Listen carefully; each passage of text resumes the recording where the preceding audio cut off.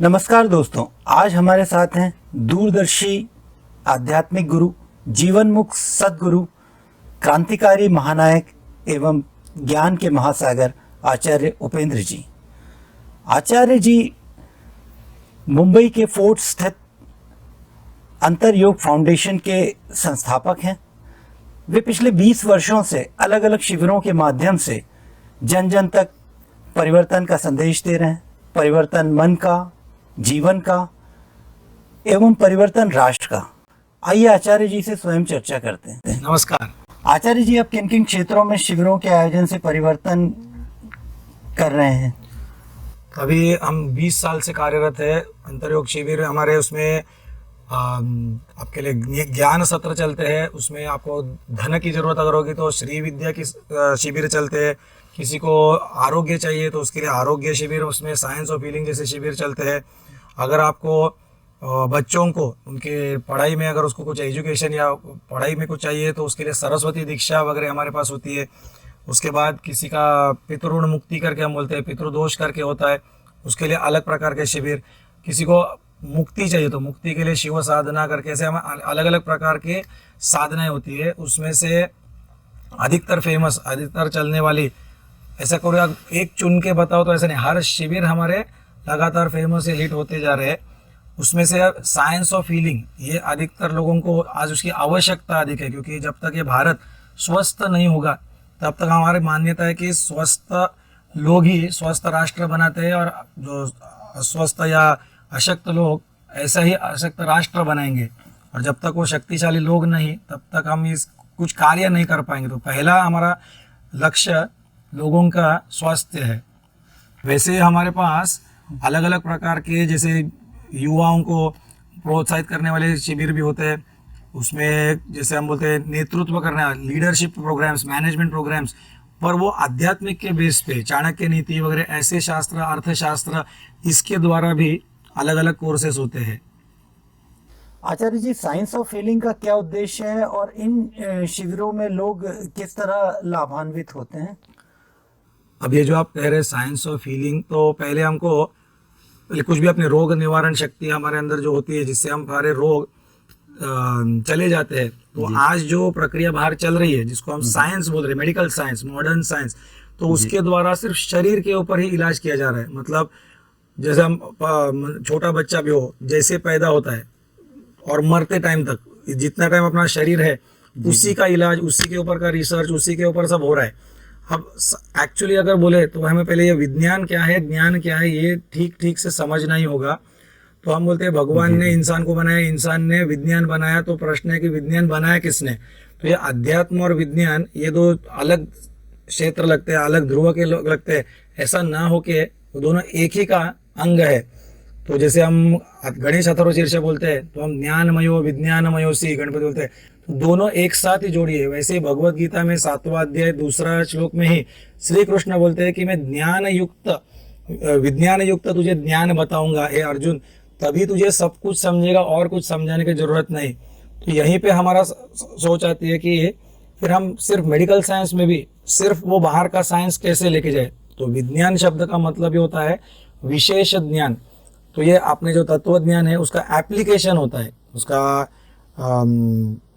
तो ये ज्ञान, जो तत्व ज्ञान जो बोलते हैं, उसका विशेष प्रयोग कब समझना या विशेष ज्ञान बोला जाता है, उसका हम इस्तेमाल करते हैं। जैसे हमारे कुछ इंद्रिय है, तो आँख, कान, नाक, पैर, हाथ, तो ये सारे इंद्रियों से हमको बोला है नर से नारायण हमको जाना था।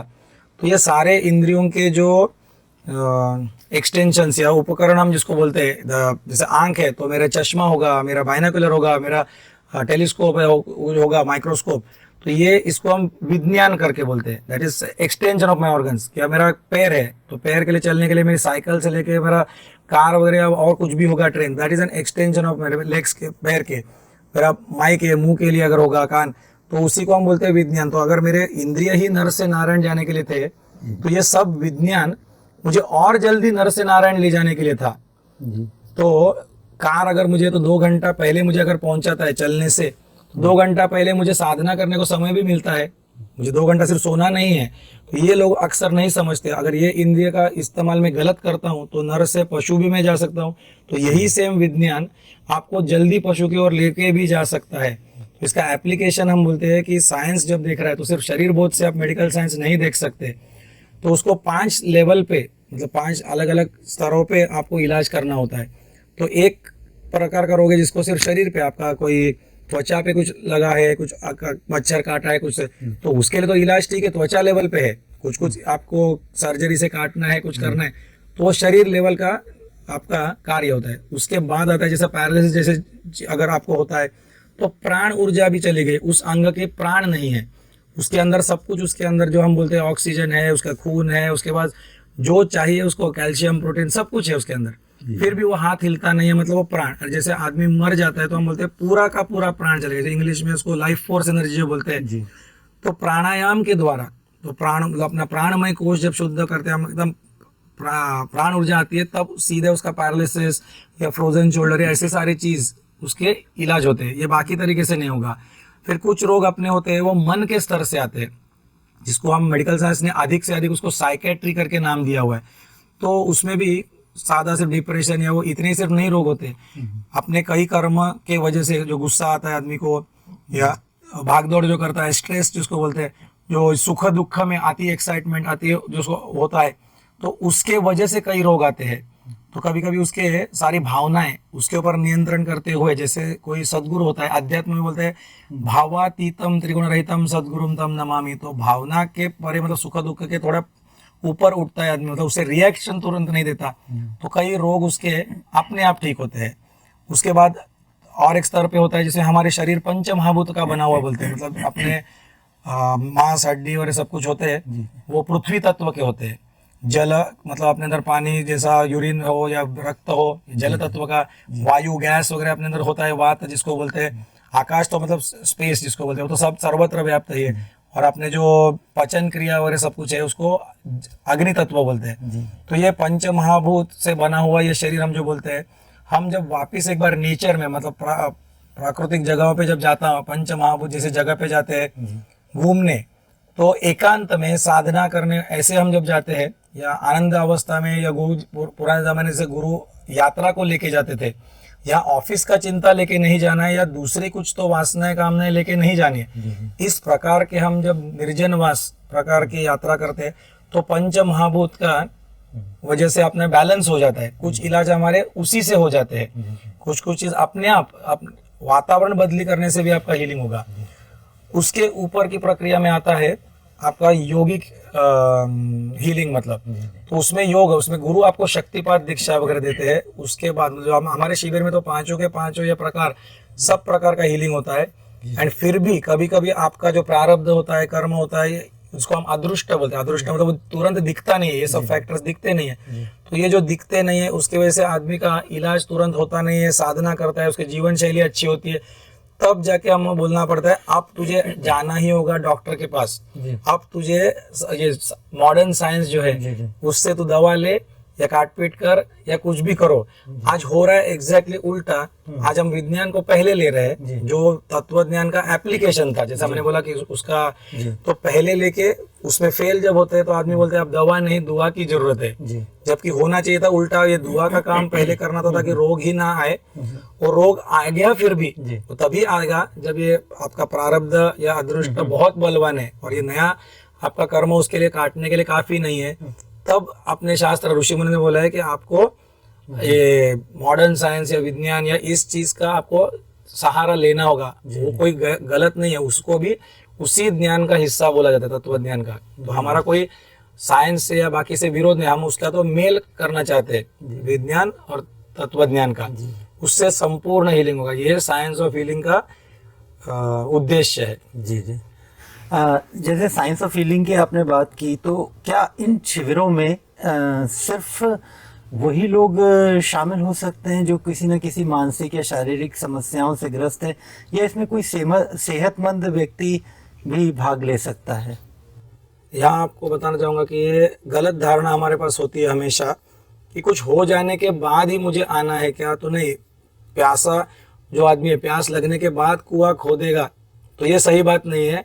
उसको पहले उसकी कुछ योजना करके रखनी चाहिए होती है। तो हम बीमार पड़े उसके बाद डॉक्टर के पास नहीं, पहले हमको बोला होता है कि पहले prevention is better than cure, आप पहले से उसकी वो रोग ही ना आए। तो हमारे ऋषि मुनि कह के गए, पतंजलि योग दर्शन में पतंजलि ऋषि ने कहा है दूसरे अध्याय 16वां श्लोक में, हेयम दुखम अनागतम, तो तेरे दुखों का नाश कर, उसके लिए उपाय कर। पर कौन से दुख जो अभी तक आए ही नहीं है, तो आए नहीं दुख का मतलब अभी हार्ट अटैक आपको 10 साल के बाद आने वाला अगर होगा तो उसको पहले नाश करो, जो आज हार्ट अटैक है ही नहीं। तो लोग सोचेंगे हार्ट अटैक आया नहीं है उसका नाश मैं कैसा करूं, आज हार्ट अटैक आया नहीं उसका नाश कैसा करना है। तो उसमें शास्त्र बताता है कि उसके कुछ कारण तो होंगे। कारण ये है कि आज मैं गुस्सा बहुत करता हूँ, मैं बिन शर्त वाला प्रेम अनकंडीशनल लव जिसको बोलते हैं वो नहीं करता हूँ, या चिड़चिड़ापन बहुत मेरा हो रहा है तो ये सब अगर होता है तो उसका परिणाम या उसका लाइफस्टाइल या उसका खाना पीना जो होता है, जो बीमारी वो आज ही उसके लक्षण दिखते हैं, तो अगर मैं आज ही उसको रोक लूँ तो दैट इज प्रिवेंशन। तो कोई कुछ स्पेसिफिक कोई कर्म के ऊपर भी होता है, मैंने बोला 5 स्तर पे हमारी हीलिंग होती है, तो 5 स्तर के आपके कुछ गलतियां भी हो सकती है। तो ये अगर पहले ही समझ में आती है तो आपके ऊपर वो नौबत ही नहीं आएगी बीमारी होने की। तो ये स्वस्थ लोगों के लिए तो अधिक उन्होंने देखना चाहिए, अटेंड करना चाहिए ताकि ये प्रॉब्लम ही ना आए।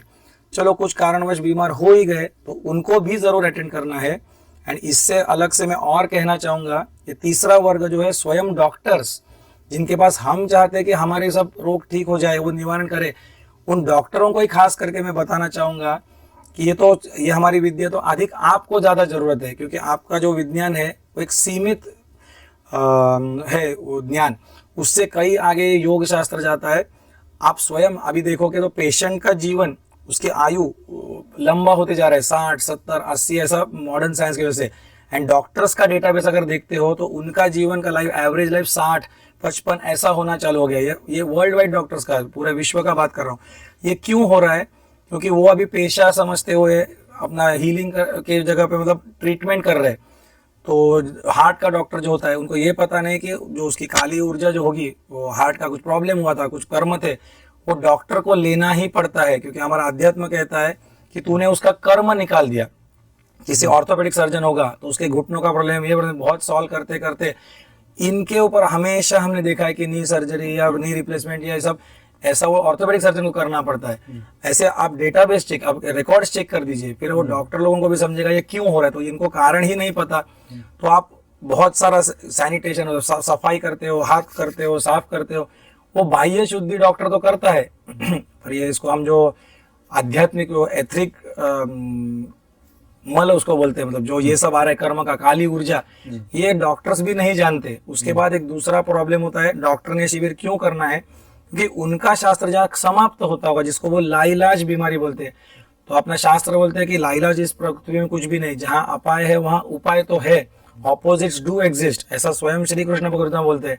और आपको लोग भगवान समझते हैं, मतलब डॉक्टर है उसका ब्रह्म वाक्य हो गया, बिकॉज उनको लगता है कि शास्त्र वहां खत्म।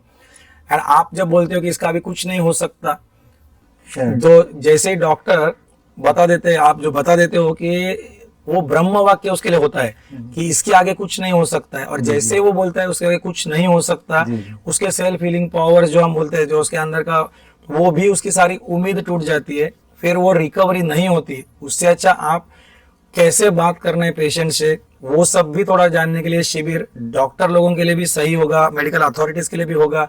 संपूर्ण अगर हीलिंग चाहते हैं तो उसको हम होलिस्टिक हीलिंग करके बोलते हैं। ये हीलिंग का नाम, साइंस ऑफ हीलिंग जो है उसको होलिस्टिक हीलिंग बोलते हैं। तो ये तीनों लोगों के लिए है, मेडिकल अथॉरिटीज, डॉक्टर्स खास करके, क्योंकि उनका भी तो अपना प्राण है, उनको भी तो रोग आते, किस लिए आते हैं उनका कारण ये है, लोगों का हील करते करते उनको भी होता है। स्वस्थ लोगों को तो आना ही आना है क्योंकि वो बीमार ना पड़े, एंड जो बीमार हो चुके हैं उनको जल्दी इलाज करना ही होगा, उनको कारण समझना होगा। इसलिए तीनों प्रकार के लोगों को ये शिविर अटेंड करना जरूर होगा। जी आचार्य जी, आज मानसिक और शारीरिक समस्याओं की हम अक्सर वो वजह मानते हैं जो नजर आती है, जैसे जीवन शैली, आहार, विचार, व्यवहार, तनाव, आसपास का माहौल। तो आचार्य जी, क्या इन वजहों के अलावा भी इस तरह की समस्याओं की कुछ और वजह ऐसी होती है जो नजर नहीं आती?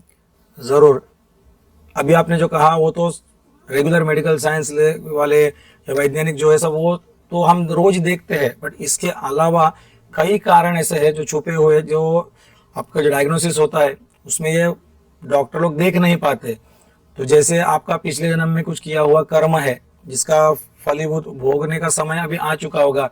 किसी ने पिछले जन्म में, जैसे मेरे पास कुछ उदाहरण भी है, हमारे पास एक नाड़ी ज्योतिष करके भी दक्षिण का अगस्त्य मुनि का एस्ट्रोलॉजी ज्योतिष बोलते हैं, वो एक होता है जिसे पास्ट बर्थ समझता है, कुछ साधना है जिसे पिछला जन्म समझता है, या अलग अलग प्रकार से। तो किसी का पिछले जन्म में उसने दवाई का दुकान थी एंड वो बराबर से उसने दवाई दी नहीं थी, तो इनको बोला था कि ये जन्म में आपने कितना भी दवाई आप लो वो आपका परिणाम नहीं करेगा। तो हट्टे कट्टे थे, लाइफस्टाइल सही था, जैसा बोले जीवन शैली सही थी, बट फिर भी उनका इलाज नहीं हुआ। उन्होंने कुछ उपाय दिए थे, आप लोगों को दवाई बांटो, ऐसा सब करोगे तो इलाज होगा। तो कुछ कुछ लोगों ने ऐसा किया। तो कभी कभी होता है कि बड़ा बड़ा सर्जरी करने की जरूरत नहीं, एक आधा कर्म होता है, किसी को क्षमापान करनी सिर्फ बाकी होती है, उसका हम भोगते रहते हैं शिक्षा। तो ऐसे कभी कभी बहुत आसान इलाज हमने देखे हैं कि कर्म अपने थोड़ा सा कट कर दिया, यहाँ से रोग चला भी गया, तो वो साधना में क्षमापान साधना भी होती है हमारी, जिसकी वजह से तुरंत बीमारी भी जाती है। तो एक फैक्टर वो भी होता है। दूसरा होता है कि लोगों की कभी कभी, जैसे आप ऊपर ऊपर अपने जीवन में उठते हो, मतलब उन्नति करते हो, तो आपके बारे में उल्टा बोलने वाले लोग भी होते हैं, प्रशंसक है तो उल्टा वाले भी होते हैं, बुरी नजर वाले जिसको हम बोलते हैं, वो भूत प्रेत पिशाच वाली विद्या भी होती है। अगर ऐसे कोई बोलते हैं कि ऐसी विद्या होती है क्या, तो अगर ऐसा नहीं होता तो हनुमान चालीसा में भूत प्रेत निकट नहीं आवे, भूत प्रेत पिशाच वगैरह ऐसी प्रार्थना नहीं होती फिर। तो इसका मतलब अगर सकारात्मक शक्ति है तो नकारात्मक शक्ति होगी। मारण मोहन वशीकरण उच्चाटन वगैरह हम जो बोलते हैं, काली विद्या, ब्लैक मैजिक, ये करने वाले भी लोग होते हैं। आपको पता भी नहीं होगा कि आपके कौन शत्रु कहाँ से कर रहे हैं। जितना अधिक वो सेलिब्रिटी होता है, बड़ा होता है, ये तो पक्का। तो आपने शास्त्र में बोला है सर्वप्रथम महाकाली की उपासना आपको करनी होगी। धन भी प्राप्ति करनी तो श्री विद्या में हम सिखाते हैं पहले महाकाली की उपासना। महाकाली अपना संरक्षण वाली, ये सब नकारात्मक शक्तियों का। नहीं तो जितने आप बड़े हो जाओगे तो ऐसे डर के तो नहीं जा सकते। तो ये शक्तियों से प्रोटेक्शन, मतलब आपकी रक्षा कवच करना होता है। जिसका वो नहीं होता है तो अधिकतर महिलाओं को, मतलब बच्चे उत्पन्न ना हो, इनफर्टिलिटी के प्रॉब्लम्स और ऐसी चीज, हार्ट अटैक वगैरह, ये इस कारण से भी आते हैं। तो उसका इलाज भी होता है। उसके लिए, इलाज के लिए आपको ये नकारात्मक शक्ति की साधना करनी होती है, वो निकालने के लिए। जैसे महाकाली, कामाख्या देवी, उसकी साधना हमारे शिविर में भी होती है, शिव साधना से भी होती है। उसके बाद होता है आपका वास्तु। वास्तु कभी कभी दूषित होता है, तो 33%, 33% आपका भाग्य वास्तु पे होता है, 66% आपका स्वयं के कर्म होते हैं। तो कभी कभी हम देखते हैं कि आपके वास्तु की ऊर्जा, मैं वो आज जो ट्रेडिशनल जो लोग वास्तु करके ये दीवार हटाओ, इधर का करो, मैं वो वास्तु का बात नहीं कर रहा हूँ, मैं वाइब्रेशन, एनर्जी, वहाँ का वातावरण का बात कर रहा हूँ। तो बिल्डर ने बांधा होता है, तो जब कभी बिल्डिंग बनती है, उसका फाउंडेशन के टाइम काफी प्राणी को कभी कभी हत्या होती है, जब वो बनाते, कहीं पेड़ काटे जाते हैं, तो उनकी भी ऊर्जा उसकी वजह से नकारात्मक वो बन चुकी होती है। अब सब आदमी को जो बिल्डिंग में उनको सेम प्रकार में तकलीफ नहीं देता, जिसका समय आया होता है, या तो वैसे वास्तु से भी परिणाम होता है। तो इसमें से कई फैक्टर्स है, जैसा बोल रहे हैं। तो और वैसे ही कई कर्म, कुछ उदाहरण बताता हूँ। 2 प्रकार के रोग होते हैं। एक होता है आपका कुपथ्य जन्य रोग। कुपथ्य मतलब आपने शरीर का सही इस्तेमाल नहीं किया, जो शास्त्रों ने बोला है वैसा। जैसे आप कहोगे कि मैंने कुछ बड़ा पाव जैसा कुछ चीज खा ली, कुछ एक ही प्रकार का पदार्थ एकदम 25, 30, 50 समोसे खा लिए। अब ये कोई आपका आहार नहीं है, तो आपका पेट में गड़बड़ी होनी ही होनी है। आप 2-3 दिन लगातार कोई पार्टी गए, घूमने गए, सोए नहीं, और फिर चक्कर आती है, या आपको बोलते हैं कि मुझे प्रॉब्लम हो रहा है, नींद नहीं आती या कुछ, तो ये सब जो है आपका रेगुलर मॉडर्न साइंस या कोई भी, चाहे एलोपैथी हो, होम्योपैथी हो, आयुर्वेदिक हो, और जितने भी ब्रांचेस है, वो इसको इलाज कर सकता है। ये तो मैं उदाहरण के लिए छोटे चीज बता रहा हूँ कि वो बोलेगा कुछ खाना है, पेट का कुछ और ना लो, मेट्रोजिल लो या कुछ तो लो, तेरा ठीक हो जाएगा। 2 दिन अभी उपवास कर, या तो अच्छी तरह खाना खा, या सोना है तो 2 दिन अभी तू सो जा, या तो एस्पिरिन कुछ ले ले। तो जैसी जो ब्रांच की उसकी दवा होगी, वो शाखा की, उसके अनुसार वो कर सकता है। लेकिन अगर उसने इनकम टैक्स नहीं भरा है, ये भी कर्म है। दूसरा प्रकार का रोग होता है प्रारब्ध जन्य रोग। अब उसको जो नींद नहीं आ रही है 3 दिन से नोटिस की, अब आपका जो विज्ञान है, मेडिकल साइंस है, वो अधिक से अधिक उसको नींद की गोली सुला सकता है जी। पर क्या वो उठने के बाद उसका कर्म कट हुआ जी? तो ये उसको बार बार खाने से वो और उसका शरीर सिर्फ खराब होगा। इसलिए उसको बोला है कि वो जो प्रारब्ध जन्य रोग है उसमें उसका कर्म ठीक होना ही होगा।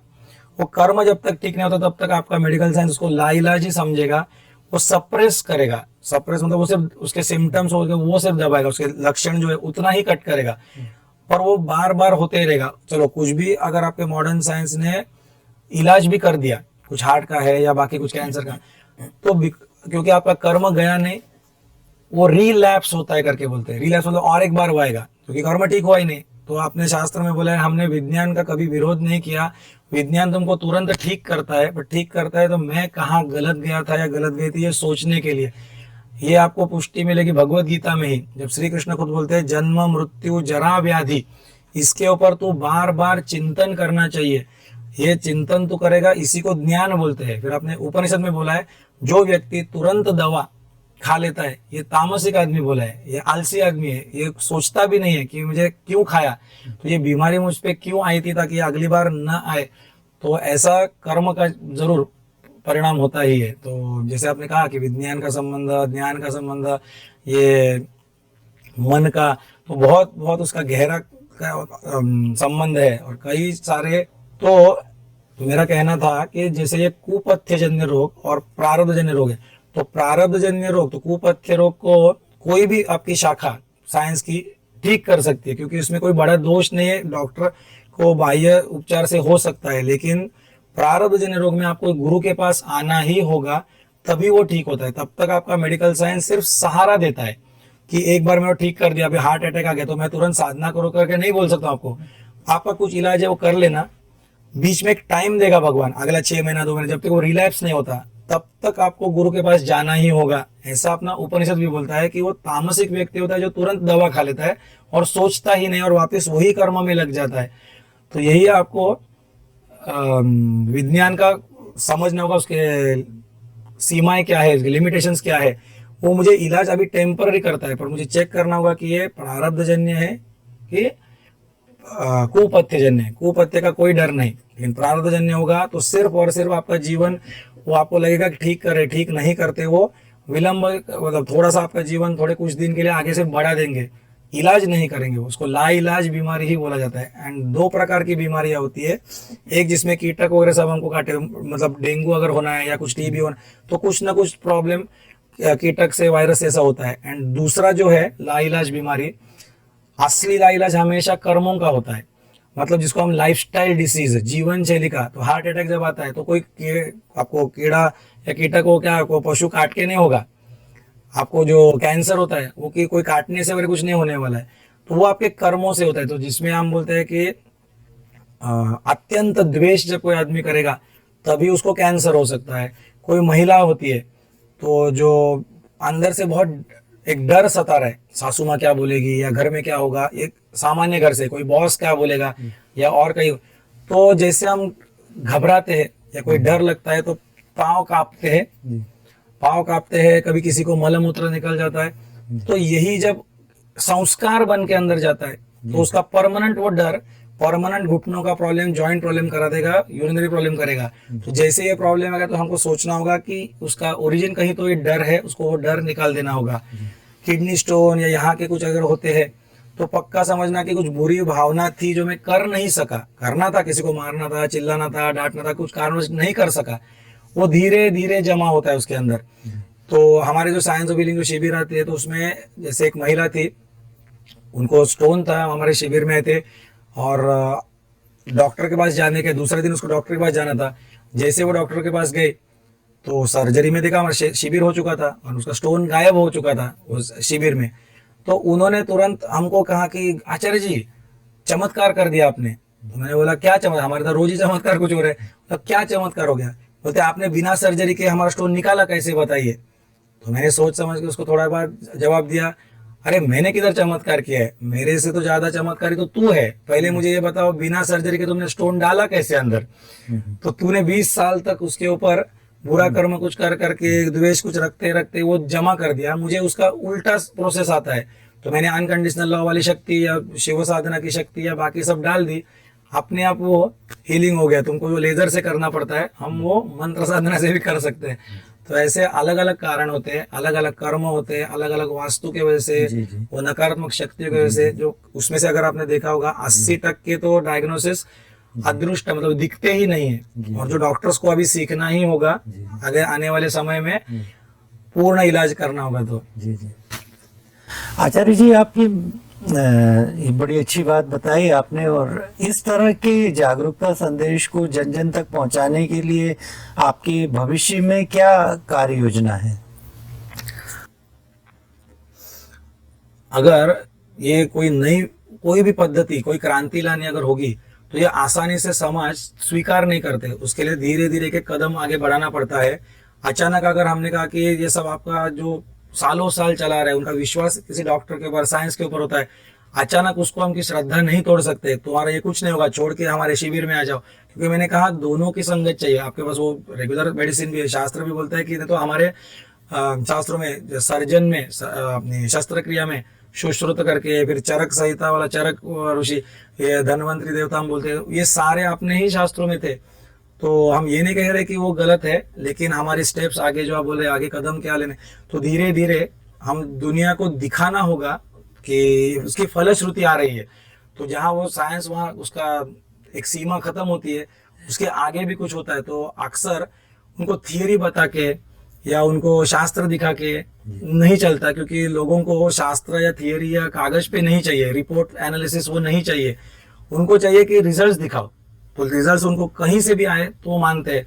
तो हमने इसलिए अभी सारे शिविरों में लोगों को, जैसे हम बोलते हैं, डेमो करके दिखाते हैं, चलो आइए देखिए।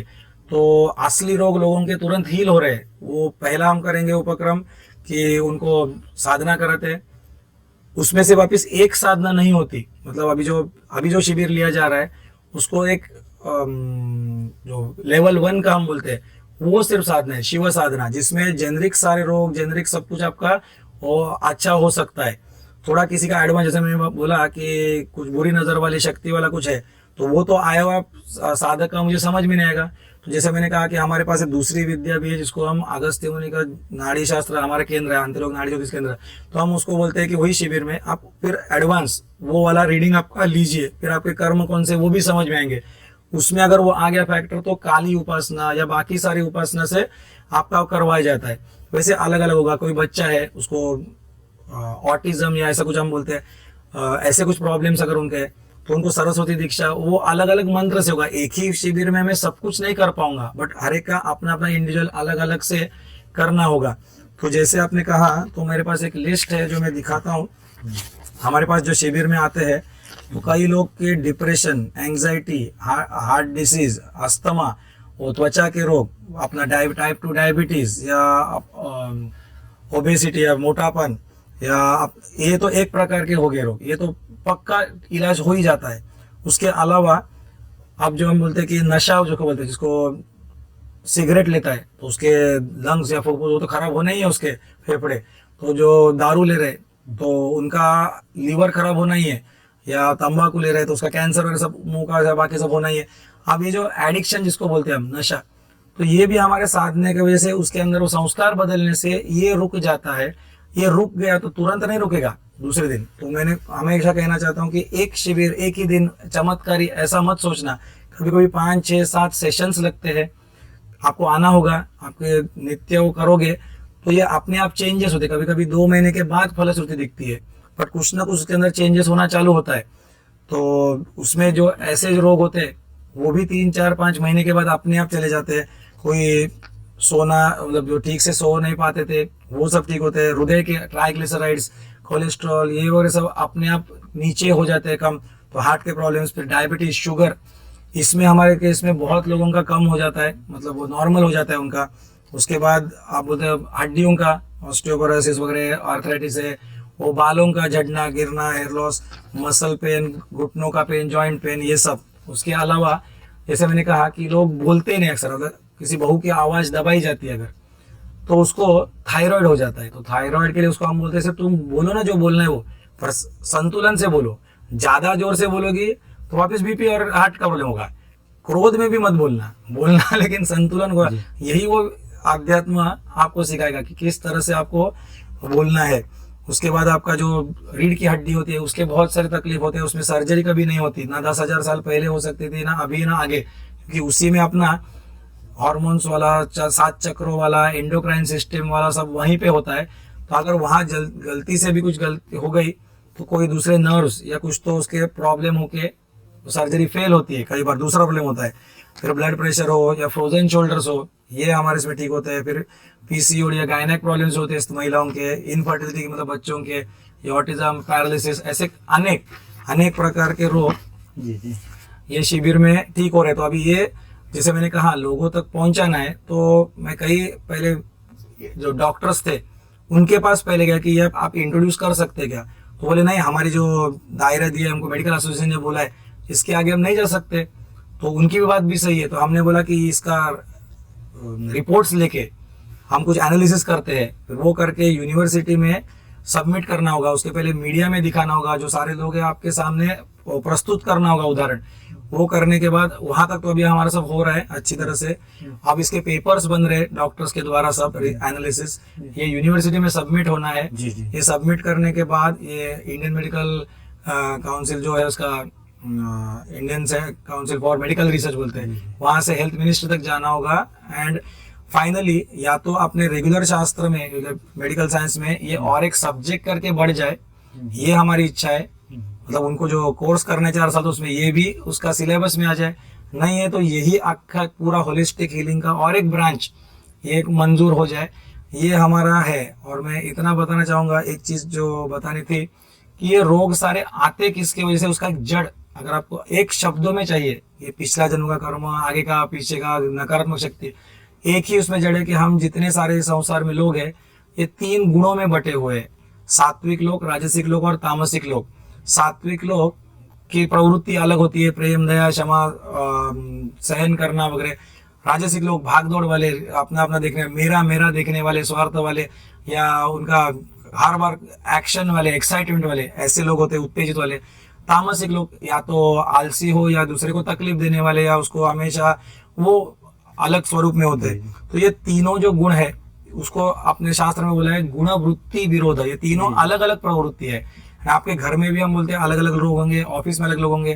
तो हम जिस प्रकार से एक दूसरे से संपर्क में बात करते हैं, कम्युनिकेट जिसको करते बोलते हैं, तो उसी में मुझे क्रोध आता है या मत्सर होता है, या काम, क्रोध, लोभ, मोह, मद, मत्सर, अहंकार, दंभ, दर्प, भय, शोक, कठोरता, क्रूरता, कटुता, ये सब मेरी आसुरी संपत्ति जो गीता में बोले वो होता है मेरी वाणी की वजह से। वाणी सीधे सीधे बोलने से, कुछ मेरे शारीरिक हाव भाव से, मतलब बॉडी लैंग्वेज जिसको बोलते हैं, मैं उसको तुमको जवाब ही ना दूं, मतलब मैंने आपको इग्नोर कर दिया या आपके इधर देखा नहीं, ये भी एक संदेश है।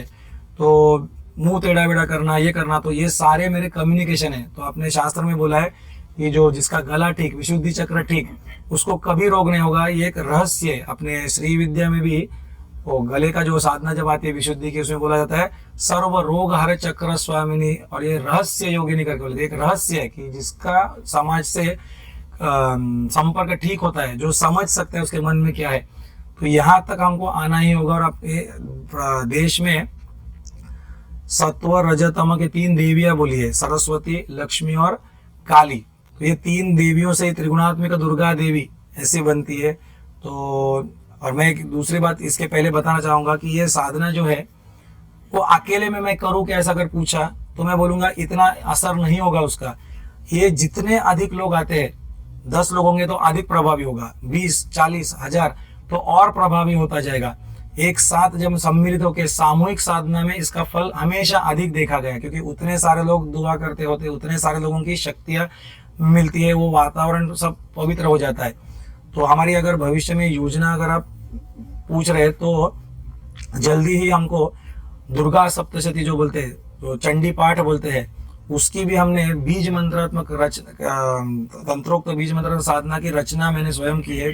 जो दुर्गा सप्तशती होती है उसको कम से कम 3 घंटे से 6 घंटा लगता है पाठ करने को।